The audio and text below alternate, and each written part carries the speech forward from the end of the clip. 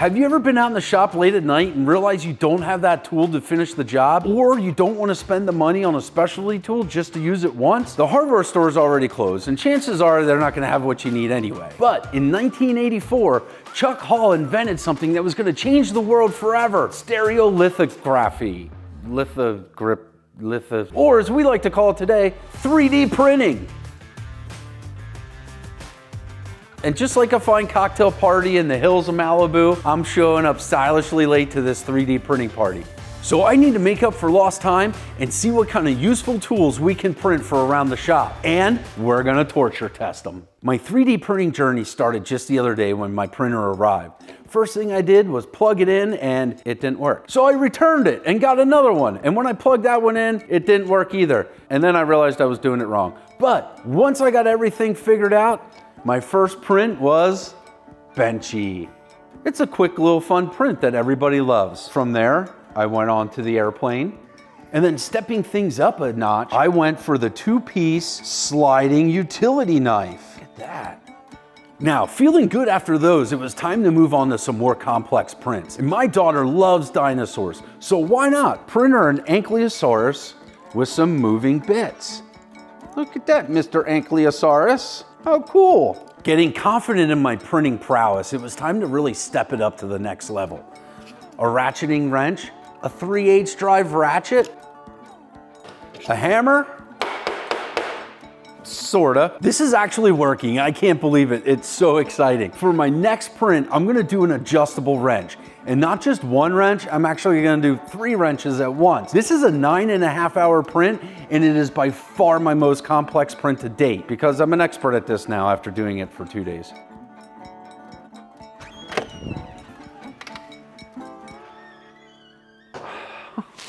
Oh man, no way. They ask you how you are, you just have to say that you're fine when you're not really fine, but you just can't get into it.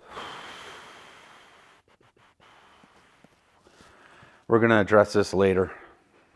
Apparently this is what can go wrong, but I'm too dumb to quit. So while that machine is fixing itself, let's get to torture testing these tools. The first tool we're gonna start with is an 8mm and 10mm ratcheting wrench. And if you look really close, so these here turn, and look at this. We have an 8mm, an 8mm, a 10mm, a 10mm, an 8mm, and a 10mm. That's 3 8mm and 3 10mm all on one wrench. You know this thing's gonna get lost quick. So I developed this super scientific way of torture testing these wrenches. What I'm gonna do is put a nut in the bench vise and then I'm gonna screw a bolt in. Now I'm gonna take my wrench and I'm gonna tighten that bolt until this wrench breaks. Once this wrench breaks, I'm gonna loosen the bolt using a torque wrench, and that's gonna tell us exactly how much torque we applied to that bolt. Wow, I'm actually putting a fair amount of force on that. That thing still isn't broken yet? Oh. There it goes. Okay, well, I can't loosen that at all. The moment of truth. Let's see how much torque I was able to put on that fastener with this ratcheting wrench. All right, here, Dan, watch here. It didn't even register. Oh, so no torque? You're like, no torque? Oh, did it break? I think we had, yeah, look here, we had failure. We have a crack right here. Okay, so that crack was not allowing me to put any torque or measurable torque onto that bolt. Now, it did make it tighter than I can do it by hand, but no, that didn't work. Now, let's try one of these and see what happens. Because look, comes with another 10 mil. We got some, we got that play. So that could be tightened up a bit. Well, let's see how this works. That's as tight as that'll let us go. Let's try the other one too. Maybe we can get 2 goes at it. Break both sides of the wrench before it's done. Okay, that's as tight as that'll go. Let's see what kind of torque we got on it. Nothing. No measurable torque. So, 3D printed ratchet wrenches for tightening up hardware? No bueno. But they do make a great fidget toy. Moving on down the line, it only seems to make sense that we do the same thing with our ratchet. This thing just impresses me. Look, tightening, and then you flip this switch, loosening. Look at that. Like there's parts and stuff in there that it printed. This was all one piece. This was all one print. I didn't print multiple pieces and assemble it. It did all this itself. Amazing. See, does the socket fit? This should be a 3/8 drive. Look at that. That's impressive. Socket doesn't fall off. Listen to that, 24 tooth gear. Yeah, let's see what this can do. Let's see, is this thing gonna go kaplooey? What's gonna happen? I don't even know. Oh, That sounds like you're breaking it. I'm gonna say that's where it went kaplooey. Yep, done. That's a one shot and done kind of deal there. Do you think we have any sort of measurable torque on this fastener? No. Okay, I can't break it loose by hand. Let's see what the gauge says.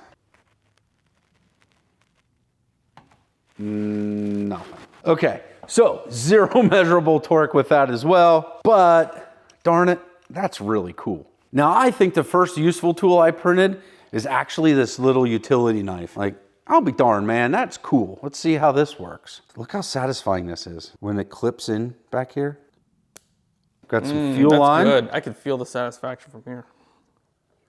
Oh my. Cutting fuel line, cutting paper, cutting boxes. Perfect. Now, I'm not exactly 100% sure how you torture test a hammer, but I figure you do it with a block of wood and a nail. So that's what we're gonna do.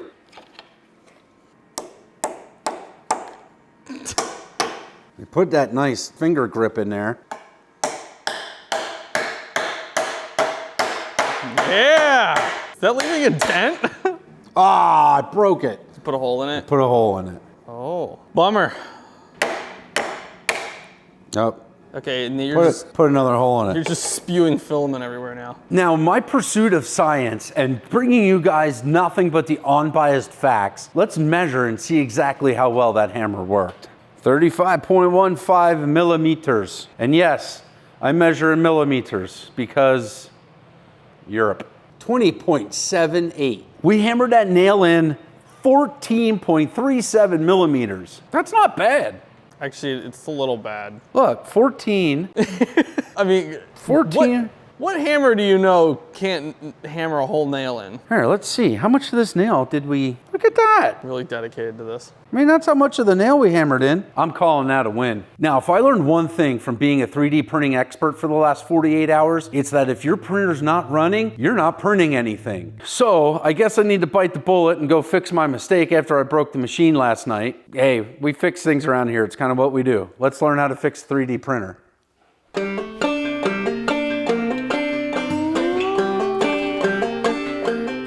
All right, I let my disappointment settle and my frustration subside. We gotta address what's going on here. This is a mess. This is what 9.5 hours of failure looks like. Oh man, oh what? Oh no, Dan, we broke a belt. That's bad. Oh no. Well, let's take it over to the healing bench and see if we can figure out how to fix a 3D printer. In full disclosure, I am a 3D printing newbie, but I can fix stuff. So let's see here what we can fix. This thing is gnarled. Look, it's all wrapped up in the gear and pulley. My goal is to take this whole bed unit off here so I can get in there to see what's going on. I've read about this online. I think they call it like spaghetti. Looks more like ramen. The 3D printer did come with flavor packs, right? Yeah. I think they call it silica gel. I wasn't expecting to have to fix stuff today. Greg, this is a bearded mechanic video. You always gotta fix something. I always gotta fix something. You thought you were just gonna print tools and that was it? Right. Hopefully the belt's the only thing we broke.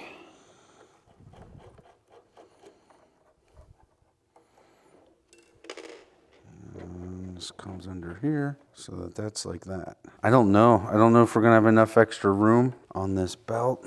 Oh man, here's the problem. This end of the belt is in here. So this belt needs to run back through here and go into that slot there. But I need enough belt that it can wrap around the corner. Now the problem is we need like 20 more, not even 20 more millimeters of belt so that this one here can make it around the bend. So we need belt.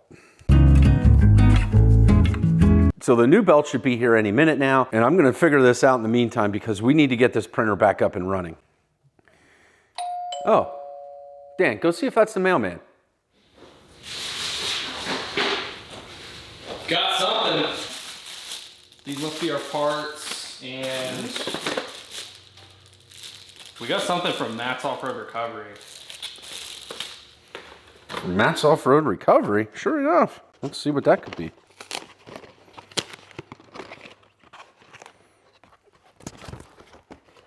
It's a VHS tape. 6-hour standard grade. It's got my name on it. To Craig, the bearded mechanic. What in the world did Matt send us? We gotta find a VCR, Dan. Man, I think I found a VCR. Let's go see what's on this thing.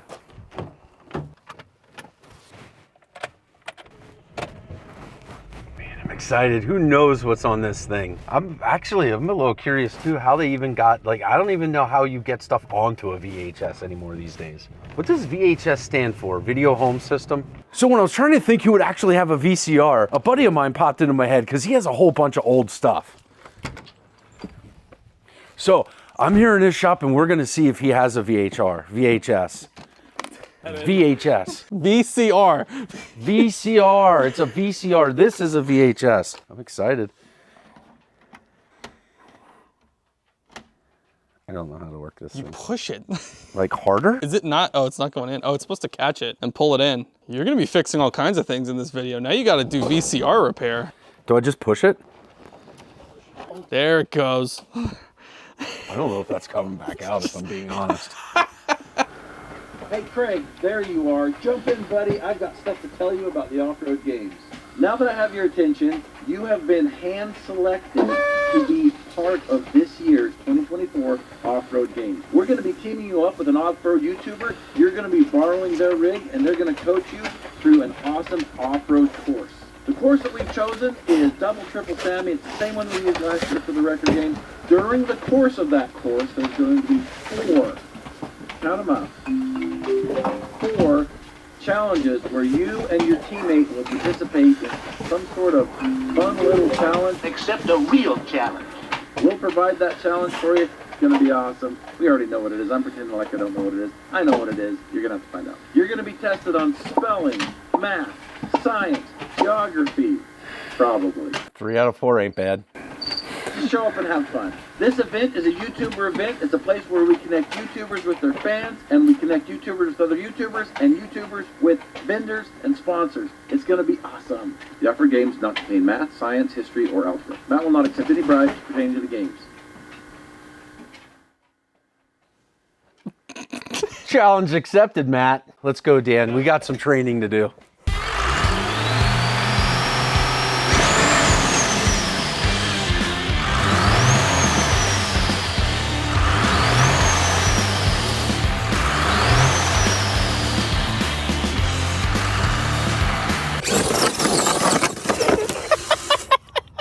Oh no, broken axle already.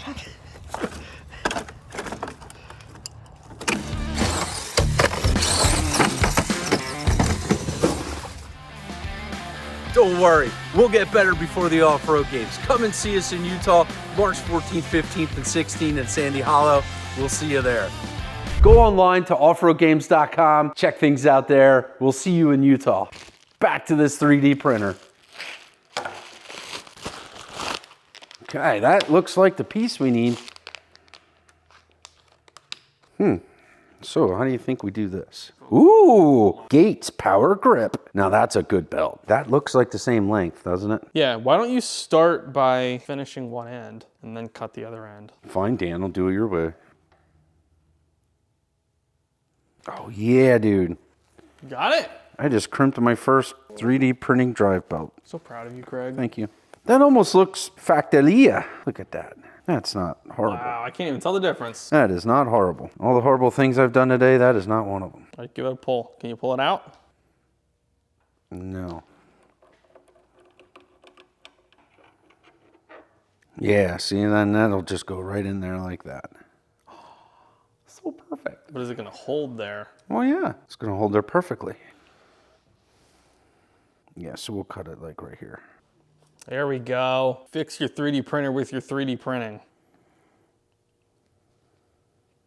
Well, I do believe we got ourselves a crimped belt.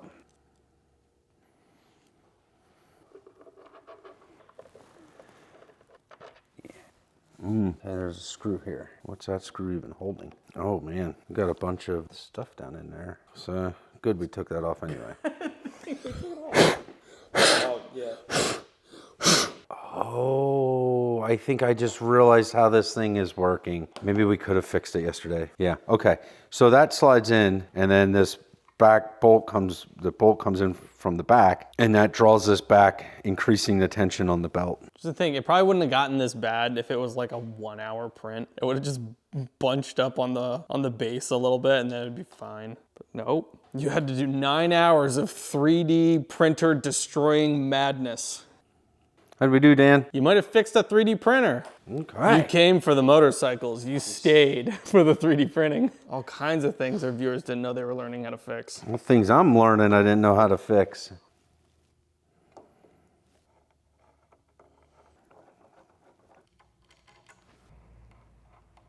Okay, that should have fixed it up. Now, we're gonna put this back on the bench, put it through a cycle, level the bed, make sure it's all good to go, and we're gonna start printing again. So once I had the printer fixed, I spent the weekend printing a bunch of different stuff and trying to figure out exactly what I was doing. Now, you've all seen what some mistakes can be, but there's been other mistakes too. Like things just aren't quite finishing right when it comes to the print. Now, I've learned a lot, and what I'm learning is it all depends on how you have this oriented on the print bed and what you use for supports. So after some successful prints, I got a few specialty tools that I want to try out and see if they'd work for you at home. Up first is this tool. Now, it doesn't look special, but what this tool does is this will go on the high-speed compression nut on the rear shock of your dirt bike, and it's nice and light, doesn't take up much space. Instead of carrying a 17mm wrench with you, you can just throw this in your riding bag and take it with you when you go for on-the-trail adjustments. Here, I'm going to show you how it works. This is the high-speed nut, and normally I would set this depending on what I was riding. If I was riding in the sand or riding in the rocks, I'll make an adjustment before I leave for the ride. But when you're tuning and playing around out on the trail, something like this is super convenient to have with you. So normally you can just take this and adjust your nut, or you take this little tool. Look, that is a nice fit. Look at that. Look how easy that works. And it has this little nib here, and that's to help keep track of how many turns or where you're setting it. I'm giving this tool a 10 out of 10 as far as easy to print and functional. I like it. I'm gonna throw that in my riding bag. One of the next tools I found while I was searching around online is fork seal drivers. Now, fork seal drivers can get expensive. This adjustable driver right here, this handles fork seals from 38 to 55mm, but this tool here is $300. This one here is from 26 to 36mm, and this tool here is just under $300. Now, if you only have one bike, and it's a bike you're gonna have for a while, and you wanna buy just one tool that's not adjustable, you can get away with some of these, but they will still cost you close to $100 a piece. Now, if you can take that and print your own fork seal driver for 7 cents, I mean, this is unbeatable. And the really cool thing with this print file is they have all the different size options available. So let me show you what these are for if you don't know, and we'll see if it works for you. Now, I don't have any forks torn apart here at the moment, so I'm gonna do my best to show you what this does. The idea is here, you put that around your fork leg, and this goes in, and you can hit it. Probably what I would do is put a rubber band or hair tie or two around this to hold it. Then the idea is you use this to knock your seal down into your shock and get that set. And if you don't have one of these tools, this approach is gonna be a whole lot better than taking a hammer and a punch and trying to knock around your seal. You're gonna potentially damage the seal when you do that. This actually has a built-in taper, so it'll stay away from the seal lip and just hit the outer edge of that seal, pounding it down into place. Again, if I didn't have the expensive specialty tools to do this job, I would absolutely have a set of these in every size I needed sitting in my toolbox. Now, not being able to exactly demonstrate it right now, I'm still gonna give this one at least an 8 out of 10 because, like I said, it's better than nothing, and it's better than taking a hammer and a punch and trying to do it that way. I would much rather put this around here, tighten it up with a rubber band, and tap around with a hammer. It's gonna help save the seal and get the job done, and you're out pennies. This is awesome. One of the other specialty tools I came across when searching around for stuff is the piston pin retainer clip tool. Now, this one here is set up for a KTM, but if the sizing is right, it should work on different makes and models. I'm gonna pull these supports off. Wow, look at that. That's amazing. Look how it does that. I printed spiky hand, like a knurled handle. Dude, that is so cool. These just peel off. Oh, Look at that. Okay, this was my first attempt. As you can see, fail. Big fail, small fail. This is big fail. If this works, this is actually going to be a really cool and useful tool. And let me grab a couple used pistons and see if we can get it to do what it's supposed to do. I'm excited because if this works, I'm keeping it in my toolbox and I'm going to use it. So I have a couple pistons here. This is the retaining clip I'm talking about. So normally what happens when you're trying to do this is you have one side in and then this sits down on top of the engine. So your connecting rod's coming out, but your engine is open. So there is a big potential to drop something like this down inside the engine. That's not good. That's why you always see guys will have paper towels or rag stuffed around the connecting rod when they're doing this. And you never have enough room and your fingernails are never strong enough. And I know there's different techniques and stuff to doing this, but I mean, this is hard enough to do when you're not on the bike and not trying to drop stuff in. So if this tool makes this easier, I'm excited. Not 100% sure how it works. I never used one. Not sure how to do this, Dan. It's not quite the right size for this one. Oh, Craig, this might be this tool might not be all it's cracked up to be.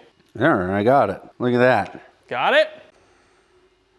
This one's really tough to test until you're actually doing the job you need to do. But trying it right here on the bench for the first time, this thing could actually work. Yeah, I'm giving this one a pretty high score too. Because if you've ever tried putting those pins in, you know what kind of a bugger they can be. And if this makes it any easier, I'm all game for it. Maybe I'll give this one a 6 or 7 until I know for sure it works. But I like this. Now, one of the other tools that all bike mechanics should have a good selection of are these spanner wrenches. Now, what these are used for are sometimes like on the rear shock to set the preload for the suspension, or up on the steering head to set the tension on your steering head bearings. Here, I'll show you. These wrenches come in all sizes. This one here is a 58 millimeter, but the print files have a complete set of these. The idea is when you have a nut like this, and now let me say this too. After testing the ratchet and the ratcheting wrench, I don't have a whole lot of faith in this. This is supposed to catch onto there. Dan, I broke it. Oh, that was quick. You just put it on there. It took like no force. Okay, this is a, don't waste time printing something like this out of PLA. Don't do it. What else? Let's see, can we break this more? Karate chop, yeah. I'm gonna say with this setup and a print like this, having such a thin outer wall exterior and not a solid core, that's my downfall. So maybe with a little tweaking, you can get something that'll at least get you out of a jam, but the way this is set up right now, it's not gonna work. What are we giving that one, Dan? A none out of 10. Nothing. So far, I have had zero luck printing anything that requires torque. The spanner didn't work, the ratcheting wrench didn't work, the ratchet didn't work. As soon as we applied torque to it, they just fell apart. But this is a tap handle that I found, and I actually printed this one out of the carbon fiber reinforced filament. So we're gonna see if this has a little bit more durability. I'm gonna try tapping an M7x1 thread into the shift lever and see if this handle is gonna hold up.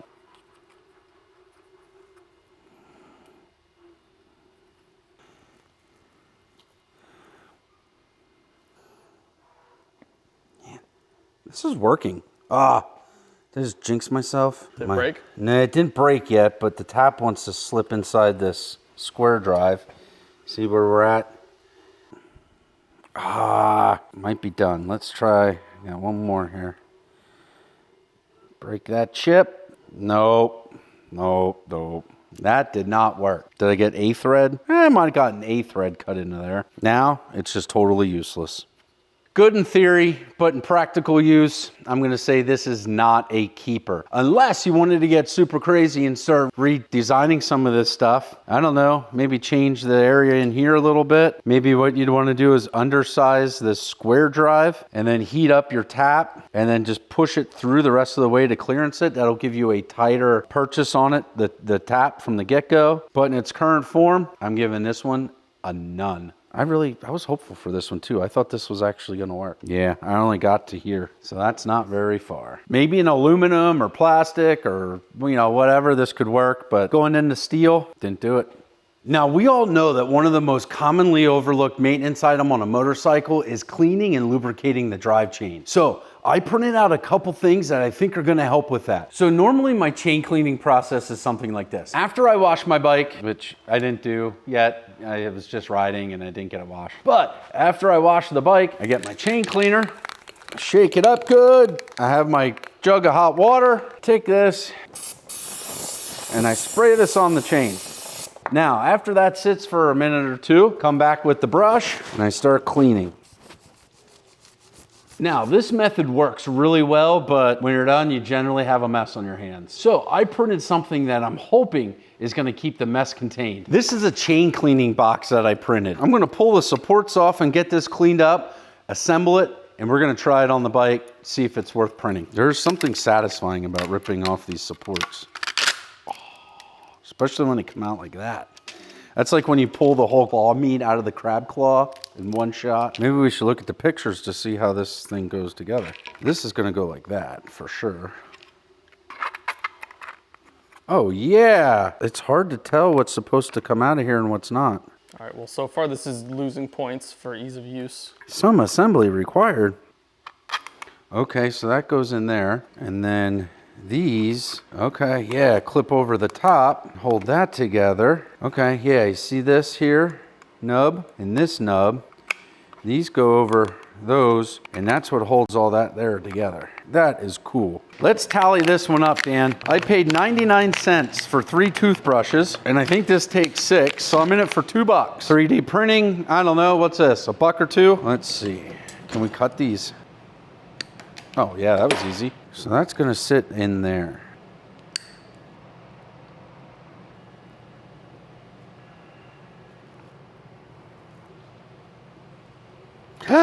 That is so incredibly hot. Oh, that's hot, that's hot, that's hot. I just put my thumb right in. I saw that. Right in it. We'll let that cool for a minute. While the glue is setting up and getting hard, the next step after you clean your chain is lubricating it. Again, that is definitely easy enough to do without any tools, but there are a couple things that can help make it a little less messy. Here's 2 of them. We don't know if this is gonna work, but the picture looked amazing. Craig, how much do you love popping that stuff off? It is nice. Yeah, there we go. There it is. Okay, so then, yeah, so the straw will go in there. This will go in there. This might actually work. Let's set up this other one too right away.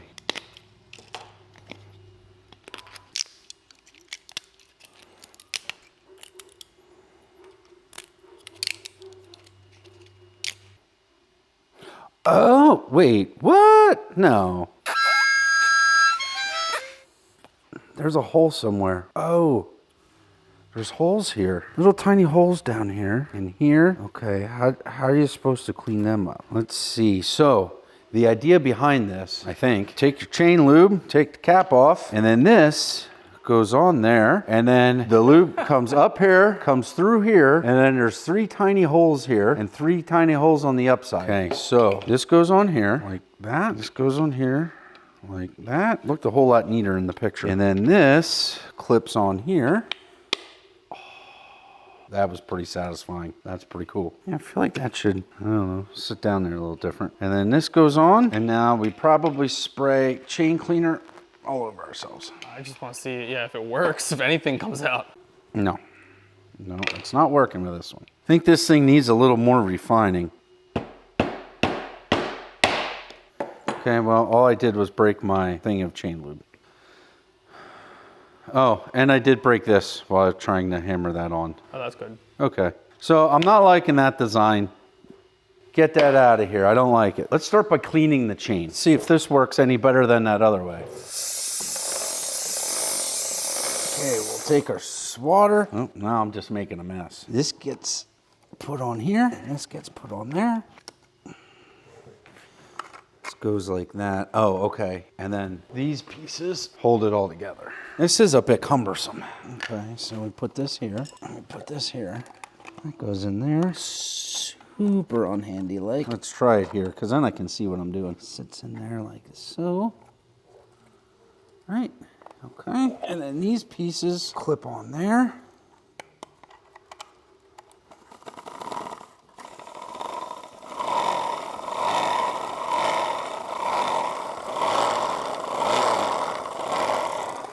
Now it has this catch basin down here and a little nub that you can put a hose on and run that hose into a little container, a coffee can or something to keep your mess contained.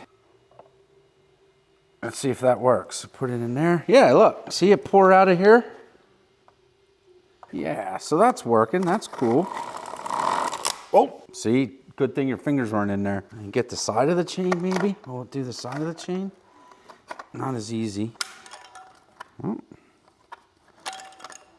Okay, we're getting somewhere. Look at that, we're getting dirt off. I feel like you'd want to use like older, firmer toothbrushes. Yeah. Oh yeah, I should have just gotten like these things. Like these. There you go. Yeah. Yeah. Should have gotten these, but I didn't. So here we are. I like this little trough. Put a hose in and get the dirty water into where you want to get it. But it's a little cumbersome working on a bike here where you don't have a whole lot of room. I don't know what these are for either. Like it's to attach it. Like where would you attach it? These.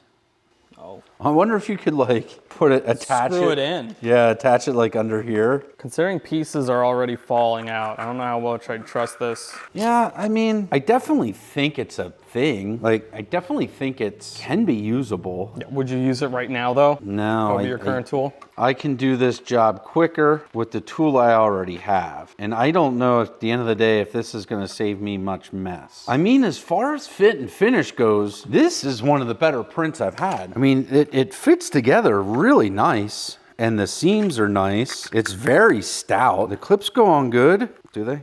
Am I lying? There, yeah. There we go. Okay, I have some support. I have some support on this here. So if I knock that off, maybe. Okay, there, that snaps on. So now that's pretty tight. That's pretty secure. And that's clipped on. Like, yeah, that's nice and tight. The toothbrushes are in there. So my opinion on this one is, Sounds like it's really worth it. I think with some fiddling, this could be a useful tool, but straight out of the box, straight off the hop, I'm giving it like a 4. Maybe a 3. Did take a lot of assembly and I burned myself, so yeah, 3. But I think if somebody worked at it a little bit and you wanted something like this is a great start. So then that leads us to lubricating the chain. This one here, just don't bother. Cool print, and this is super satisfying. So that's the best part. That is the best part. Any points that the whole about print this gives, whole print. It's just for that snap-on. Now, let's take a simpler design and see if this works better. This is for lubricating. Okay, so this is gonna go around the chain. We'll do it up here so you can see what's going on better. Okay, so that goes around the chain. This is so simple, it's awesome. Okay, so there's a hole here and the straw of your chain lube goes in there. There's holes on the backside so it comes through, and this just slides into these channels right here like this. I'll put that on there, and then let's put this across here. We'll stick our straw in there.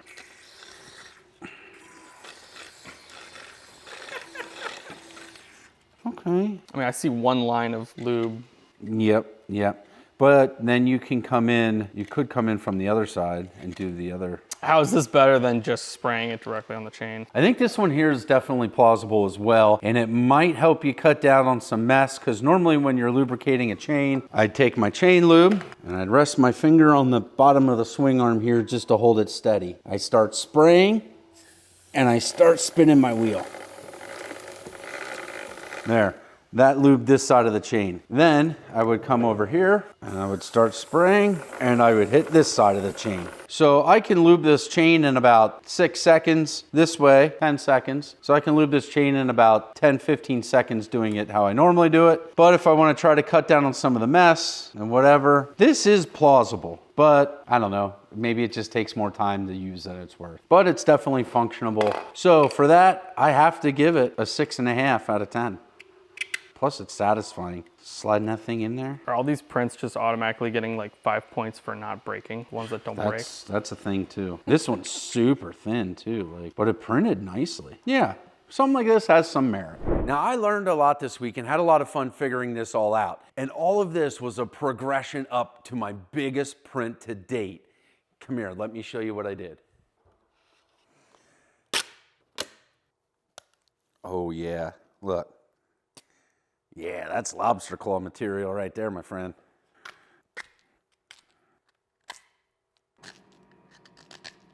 The fact that you're using a deburring tool has now made 3D printing less accessible. Oh, Yeah. Who's got those things? everybody's got them. Well, here, I'll use a I've razor. never seen them until you picked one up. Razor blade actually might work a little better than the deburring tool. Give those edges a good scrape. This is the tool I was most excited for. And the reason why is because this is the tool that allows you to make parts. This is a mold. And more specifically, this is a compression mold. Dude, this is gonna be so awesome. Now, we definitely printed some useful items for around the shop, and we printed some total failures. And for a couple $100, having a 3D printer in the shop is absolutely priceless. But this is all learning progression. Now we actually have a tool we can make some parts with. So stay tuned. In another video, we're gonna be making some parts. Dan, let's go get some carbon fiber.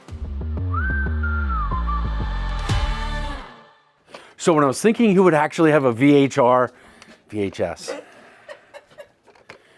So when I was thinking who would actually have a what is it, a VCR? A VCR plays a VHS.